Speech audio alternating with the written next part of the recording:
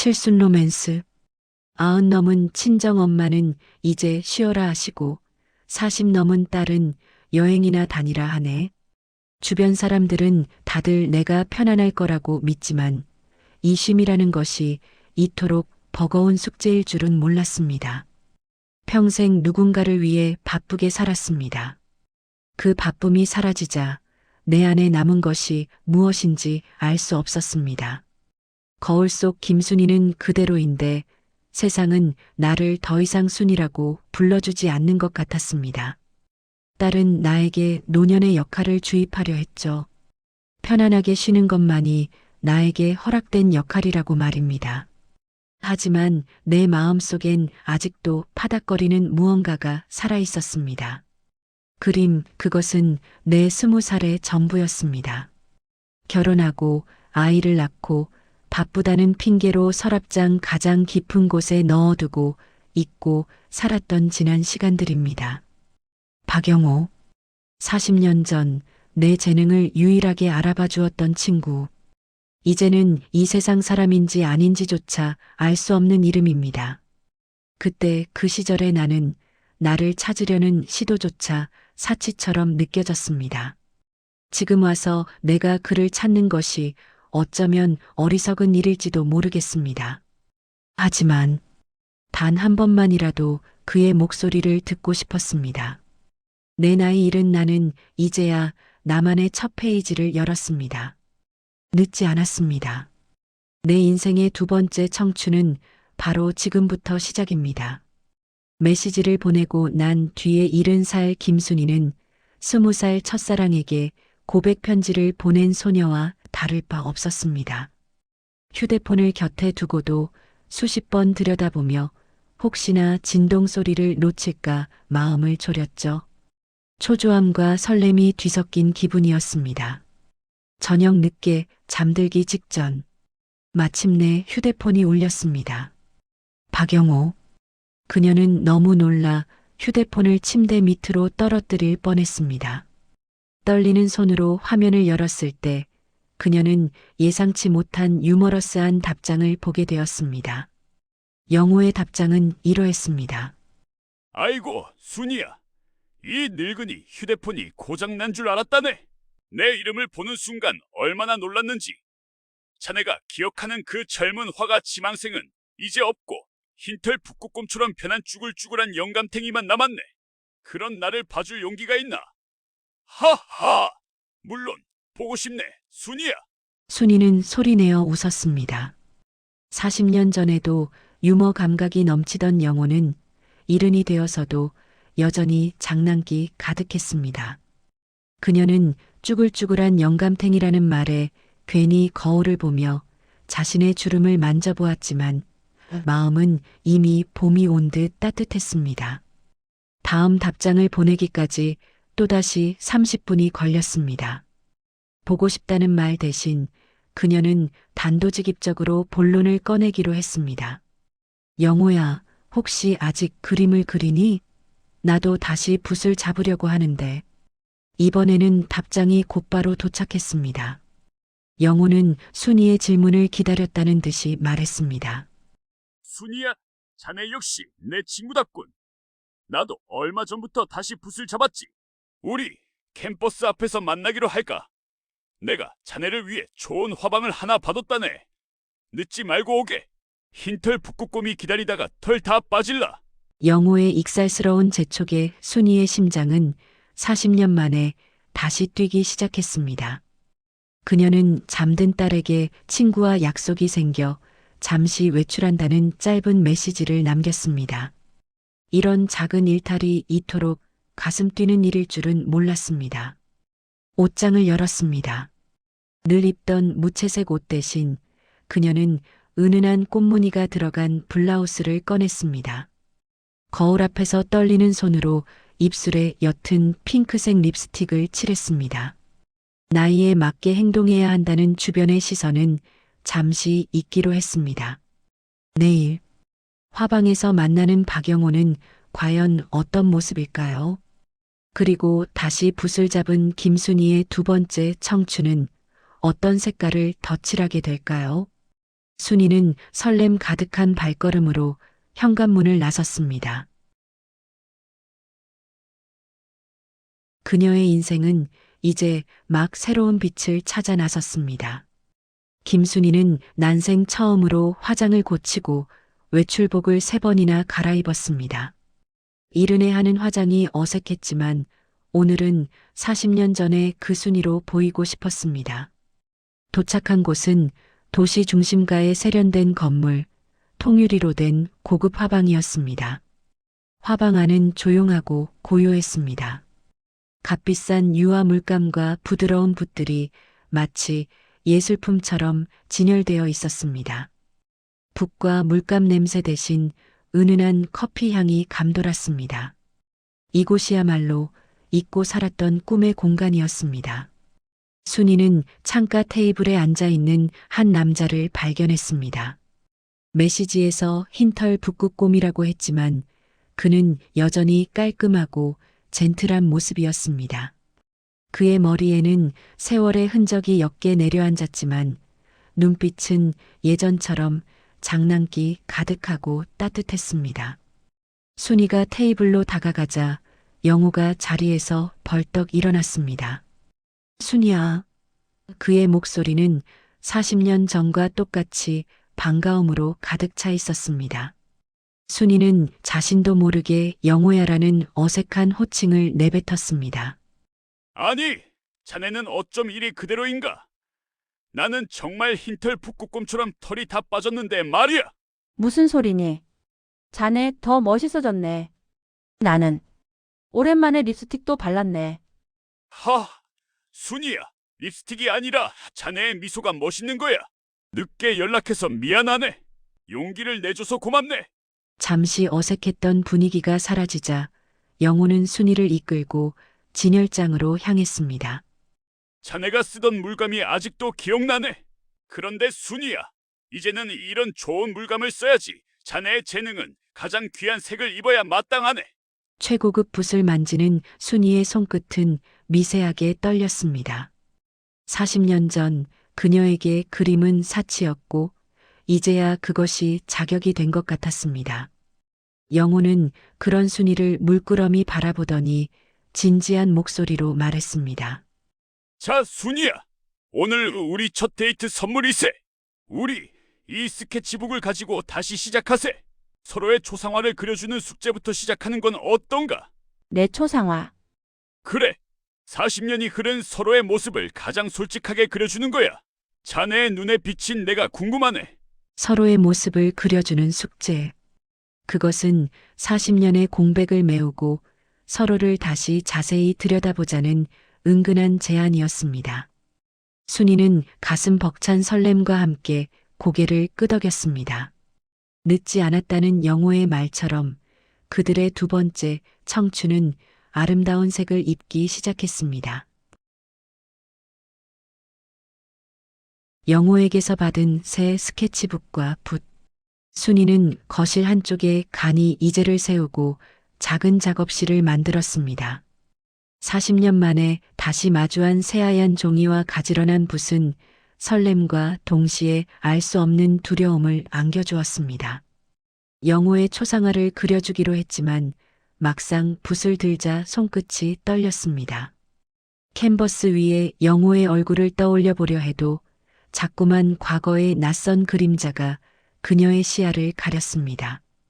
바로 남편과의 기억이었습니다. 결혼 초 순이가 그림을 그릴 때면 남편은 늘 못마땅한 표정이었습니다. 가정주부가 무슨 붓이냐, 애나 잘 키우고 살림이나 해라는 말은 그녀의 붓질을 멈추게 하는 차가운 명령이었습니다. 한 번은 밤늦게까지 그린 그림을 보고 남편이 혀를 차며 스케치북을 빼앗아 불태우려 한 적도 있었습니다. 이게 대체 다 무슨 소용이야? 쓸데없는 짓 그만하고 잠이나 자라며 그림을 찢으려는 남편의 모습은 순이의 마음에 깊은 상처를 남겼습니다. 그날 이후 순이는 붓을 들지 않았습니다. 남편에게 순종하는 것이 현명한 아내의 덕목이라고 스스로를 납득시켰습니다. 꿈을 포기하는 대신 가족의 평화를 지키는 길을 택한 것이었죠. 그 기억은 40년이 지난 지금도 그녀의 심장을 옥죄고 있었습니다. 순이는 깊은 숨을 내쉬었습니다. 과거의 그림자에 갇혀 있을 수는 없었습니다. 이제 그녀는 그때의 연약한 순이가 아니었습니다. 늦었지만 이제는 김순이라는 이름으로 살아가야 할 때였습니다. 휴대폰을 열어 영호의 메시지를 다시 보았습니다. 흰털 북극곰처럼 변한 쭈글쭈글한 영감탱이라는 그의 유머는 그녀의 마음속 응어리를 조금씩 녹여주었습니다. 영호는 그녀의 그림을 막아서는 이가 아니라 다시 시작하게 하는 희망이었습니다. 떨리던 손은 점차 단호해졌습니다. 순이는 이제 남편의 시선이나 과거의 상처가 아닌 김순이의 시선으로 그림을 그리기 시작했습니다. 첫 붓터치. 그것은 단순한 선이 아니라 40년 만에 되찾은 그녀의 자유의지였습니다. 캔버스 위에는 영호의 유머러스한 미소와 그녀의 잊힌 꿈이 함께 피어나고 있었습니다. 늦지 않았다. 그녀의 인생은 이제 누구의 방해도 받지 않는 오롯이 그녀만의 색깔로 채워지고 있었습니다. 순이는 영호를 화방 근처의 조용한 카페에서 다시 만났습니다. 비록 40년 만에 다시 잡은 붓이었지만 완성된 초상화를 앞에 두니 20살 화가 지망생처럼 가슴이 떨렸습니다. 영호는 약속 시간보다 10분이나 일찍 도착했습니다. 영호는 보자마자 유머러스한 인사로 순이의 긴장을 풀어주었습니다. 순이야, 이 늙은이 초상화 그리느라 눈 침침해진 건 아닌지 걱정했네.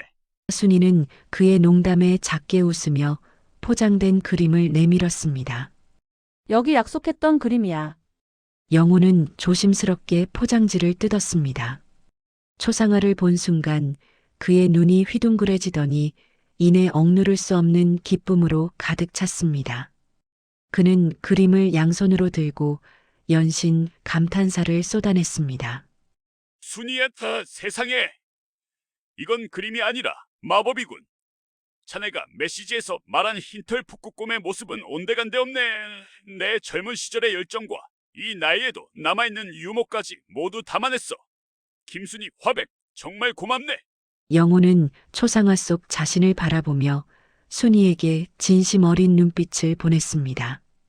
순이야, 자네는 여전히 사람의 마음을 그리는 특별한 재능을 가졌네. 40년 동안 멈췄던 붓이 어떻게 이렇게 살아있을 수 있는지 놀랍군. 그의 진지한 칭찬에 순이의 눈가가 촉촉해졌습니다. 감동의 여운이 가시기도 전에 영호는 가방에서 스케치 도구 세트를 꺼내 순이에게 건넸습니다. 자, 이 좋은 날 카페에만 있을 수는 없지. 나도 순이 자네의 초상화를 그려줘야 하지 않겠나. 우리 이대로 야외 스케치 데이트를 가세. 늦지 않았어. 순이는 영호의 갑작스러운 제안에 웃음을 터뜨리며 그의 제안을 받아들였습니다. 두 사람은 카페를 나와 근처의 아름다운 공원으로 향했습니다. 나란히 걷는 발걸음은 70대의 느린 걸음이 아니라 새로운 시작을 향하는 활기찬 발걸음이었습니다. 잔잔한 분수 소리와 새소리가 들리는 공원 벤치. 두 사람은 서로를 마주보며 자리에 앉았습니다. 영호는 순이의 얼굴을, 순이는 공원의 풍경을 스케치북에 담기 시작했습니다. 침묵 속에서도 두 사람 사이에는 따뜻하고 깊은 공감대가 흐르고 있었습니다. 순이는 연필을 멈추고 집중해서 자신의 초상화를 그리고 있는 영호를 물끄러미 바라보았습니다. 그는 그녀에게 그림을 다시 시작할 용기를 주었고 누구의 아내도 아닌 김순이라는 이름의 삶을 선물해 주었습니다. 내 두 번째 청춘의 첫 번째 색깔은 바로 당신이군요. 야외 스케치 데이트를 마치고 돌아온 순이의 얼굴은 마치 20살로 돌아간 듯 환하게 빛났습니다. 그녀는 붓과 물감 대신 설렘과 행복을 가방 가득 채워 돌아왔습니다. 하지만 그 기쁨은 오래가지 못했습니다. 거실 소파에는 외출했다 돌아온 딸이 심각한 표정으로 앉아 있었습니다. 딸의 시선은 순이의 어깨에 걸린 스케치 가방과 그녀가 바른 옅은 립스틱에 머물렀습니다. 딸은 이미 순이의 변화를 감지하고 있었습니다. 엄마, 이게 다 뭐예요? 갑자기 그림은 왜 그리세요? 그리고 누구랑 만나시는 거예요? 딸은 나에게 노년의 역할을 벗어난 것에 대한 신문을 시작했습니다. 그녀의 말투는 걱정이었지만 그 속에는 왜 나이에 맞게 조용히 쉬지 않느냐는 비난이 담겨 있었습니다. 엄마, 동창회 채팅방 봤어요. 흰털 북극곰이니 화방 데이트니 이게 무슨 말씀이세요? 남들은 엄마 나이에 경로당에서 편안하게 지내요. 굳이 이렇게 피곤하게 뭘 새로 시작하고 남자를 만나고 사람들이 뭐라고 하겠어요? 엄마, 제가 늘 말씀드리잖아요. 엄마는 이제 쉬실 때예요. 괜히 저희 걱정시키지 마시고 그냥 저희가 차려드리는 밥 드시면서 편하게 사세요. 엄마의 사생활 때문에 저희 얼굴에 먹칠하는 일은 없어야죠. 순이는 잠시 말을 잃었습니다. 40년 전 남편이 그녀의 꿈을 짓밟았던 그 방식과 똑같았습니다. 걱정이라는 포장지 속에 숨긴 통제였습니다. 하지만 이제 순이는 더 이상 과거의 순이가 아니었습니다. 그녀는 조용히 스케치 가방을 딸에게서 가져왔습니다. 혜진아, 엄마는 내 엄마에게 앞서 김순이라는 한 사람이다. 내가 뭘 하든 누구를 만나든 그건 오롯이 내 인생의 결정이다. 내가 내 인생을 마땅히 치어야 하는 시간으로 정의하지 말아라. 딸은 엄마의 단호한 태도에 놀라 아무 말도 하지 못했습니다. 순이는 방으로 들어가 문을 닫았습니다. 문고리를 잡은 그녀의 손은 떨리고 있었지만 마음만은 그 어느 때보다 단단하고 평화로웠습니다. 나는 더 이상 누구의 희생물이 되지 않으리라. 내 청춘을 돌려줄 용기를 준 사람을 내 자식들의 걱정 때문에 놓치지 않으리라. 늦지 않았다. 내 인생의 주연은 바로 나 김순이임을 다시 한번 확인하는 밤이었습니다. 딸과의 충돌 이후 순이는 오히려 홀가분함을 느꼈습니다. 이제는 더 이상 숨길 것이 없다는 해방감. 그녀는 영호와의 다음 만남을 기대하며 아침부터 설레는 마음으로 메시지를 작성했습니다. 하지만 그때 영호에게서 전화가 걸려왔습니다. 전화 속 영호의 목소리는 평소처럼 유쾌했지만 어딘가 모르게 무거운 침묵이 섞여 있었습니다. 순이가 무슨 일이냐고 묻자 영호는 망설이는 듯 하더니 조심스럽게 입을 열었습니다. 순이야, 사실은 어제 저녁에 자네 따님에게서 연락이 왔네. 김순이 씨의 딸이라고 하더군. 나를 만나지 말아달라는 부탁이었네. 순이의 머릿속이 하얘졌습니다. 딸이 자신의 등 뒤에서 영호에게까지 연락을 시도했다는 사실에 배신감과 수치심이 동시에 밀려왔습니다. 저희 엄마 나이가 70입니다. 뒤늦게 시작하는 이런 만남이 주변 시선도 그렇고 나중에 재산 문제나 건강 문제로 번질까 걱정됩니다. 어르신도 저희 엄마를 위해 자제해 주셨으면 좋겠어요. 딸은 걱정이 아닌 경고를 하고 있었습니다. 영호는 딸의 말을 끝까지 듣더니 잠시 침묵했습니다. 그리고는 특유의 유머를 섞어 답했습니다. 따님, 저는 순이 씨에게 흰털 북극곰이 될 용기도 있습니다. 그리고 순이 씨는 따님의 허락 없이도 자신의 인생을 결정할 수 있는 어른입니다. 따님의 걱정은 감사하지만 저희는 저희의 행복을 찾겠습니다. 순이는 울컥 목이 메었습니다. 미안함과 고마움이 뒤섞였습니다. 영호야, 미안하네. 순이야, 미안해할 필요 없네. 자네의 삶은 자네의 것이고 내 삶도 내 것이네. 나는 자네의 딸이 아니라 자네를 보고 있네. 오히려 나는 자네가 더 멋있어 보이네. 자네는 용기를 내서 나를 찾아주었지 않나. 우리 자식들의 걱정 따위는 가볍게 털고 일어설 수 있지 않은가. 내가 자네의 가장 든든한 지원군이 되겠네. 영호의 따뜻하고 단단한 목소리는 순이에게 큰 힘이 되었습니다. 그녀의 마음속에 남아있던 죄책감과 미안함이 사라졌습니다. 이제 그녀는 확신했습니다. 자신에게는 영호가 있고 그림이 있으며 두 번째 청춘을 누릴 자격이 있다는 것을. 딸의 경고는 우리의 만남을 막지 못했습니다. 오히려 영호의 진심을 확인하는 계기가 되었죠. 이제 우리는 숨기지 않으리라. 당당하게 우리의 행복을 누리리라. 우리의 칠순 로맨스는 이제부터 세상 밖으로 나아갈 것입니다. 딸의 반대와 영호의 든든한 지지 이후 순이는 더욱 단단해졌습니다. 그녀는 영호와 함께 자신의 그림을 세상에 선보이기로 했습니다. 화창한 주말 오후 두 사람은 작은 시민 갤러리 입구에 나란히 섰습니다. 이 갤러리는 영호가 과거 화가 지망생 시절 가장 좋아했던 곳이라고 했습니다. 순이는 이곳에 자신의 그림 그리고 영호의 초상화를 걸기로 했습니다. 갤러리 안으로 들어서는 그녀의 발걸음은 더 이상 망설이지 않았습니다. 벽에는 순이가 지난 몇 주 동안 그린 그림들이 걸려 있었습니다. 40년의 공백이 무색할 만큼 그녀의 그림들은 깊은 감성과 섬세한 붓 터치로 관람객들의 시선을 사로잡았습니다. 그리고 그 한가운데에는 영호의 초상화가 걸려 있었습니다. 영호는 자신의 초상화 앞에서 발걸음을 멈췄습니다. 그는 그림 속 자신의 모습을 물끄러미 바라보다가 순이를 향해 환한 미소를 지었습니다. 순이야, 내가 생각했던 것보다 훨씬 더 근사한 그림이네. 자네는 이 역시 최고야. 갤러리에는 주말을 맞아 많은 관람객들이 찾아왔습니다.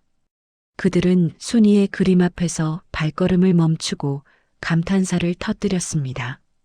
이 나이에 이런 감성이라니. 그림 속 남자의 표정이 살아있네요. 관람객들의 긍정적인 반응은 순이에게 큰 용기를 주었습니다. 그때 저 멀리서 딸 혜진이 서 있었습니다. 그녀는 순이와 영호가 함께 서 있는 모습, 그리고 엄마의 그림을 감상하는 사람들을 물끄러미 바라보았습니다. 그녀의 얼굴에는 여전히 걱정과 함께 이제는 이해할 수 없는 복잡한 감정이 스쳐 지나갔습니다. 순이는 딸의 시선을 알아차렸지만 더 이상 주저하지 않았습니다. 영호는 그녀의 손을 부드럽게 잡으며 순이야. 자네의 그림은 자네의 이야기와 같네. 누가 뭐라든 우리는 우리만의 색깔로 채워나가면 돼. 라고 속삭였습니다. 순이는 영호의 손을 마주 잡고 딸이 있는 쪽을 향해 당당하게 미소 지었습니다. 더 이상 딸의 시선에 흔들리지 않았습니다.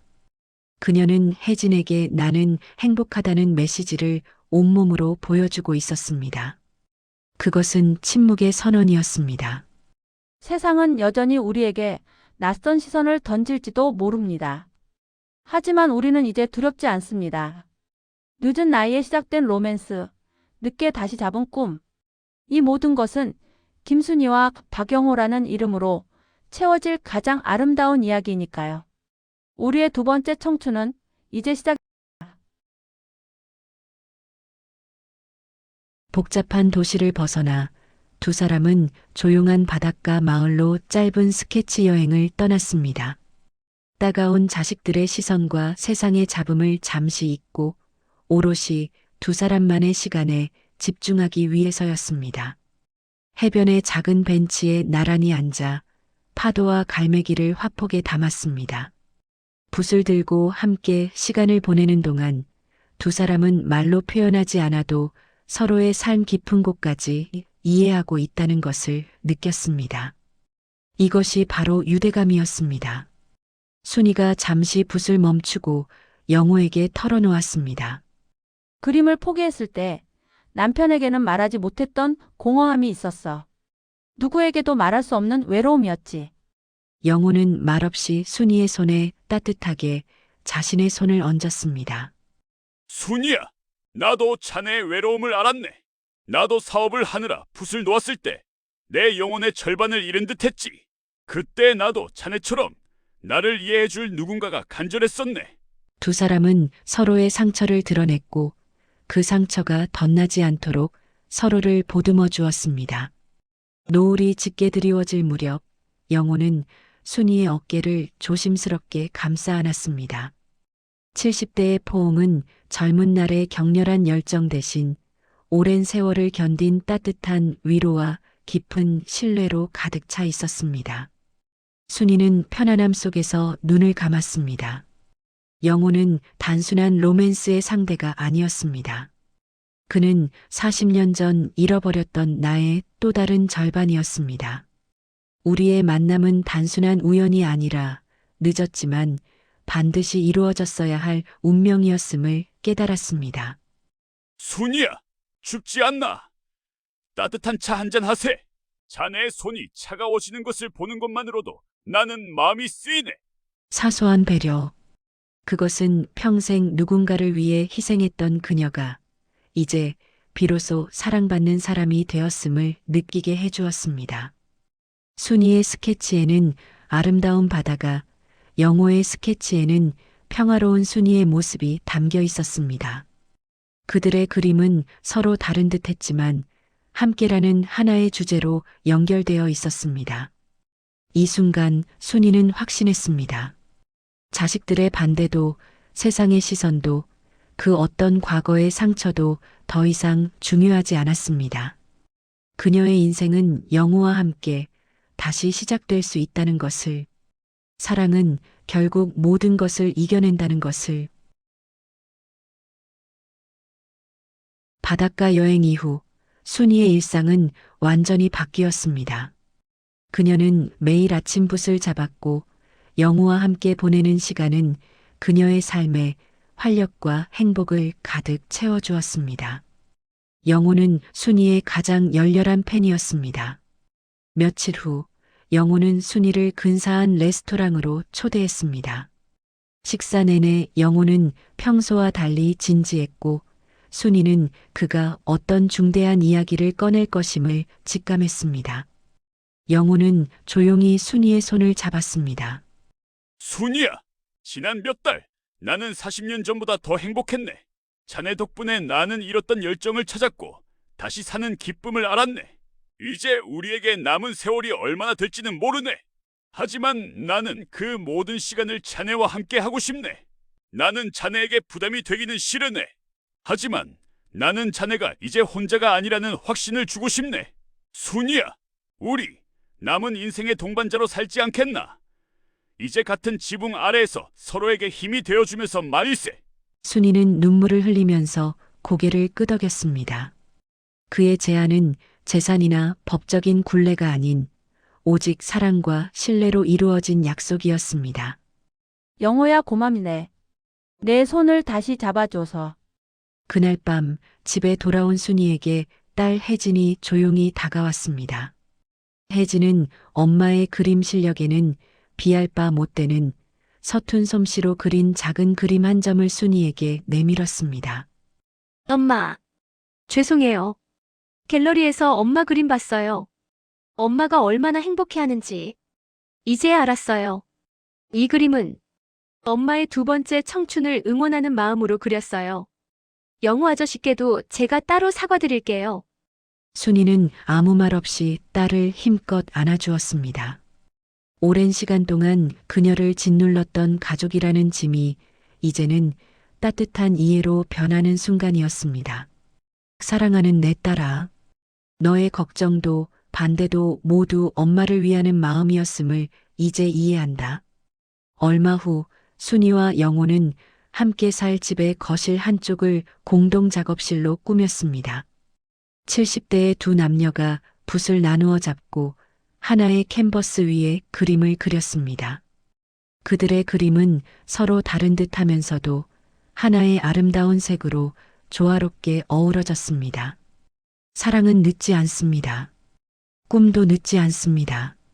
40년 만에 다시 찾은 우리의 두 번째 청춘은 70이라는 나이에 가장 찬란하게 피어났습니다. 우리 인생의 가장 아름다운 명작은 지금부터 완성될 것입니다.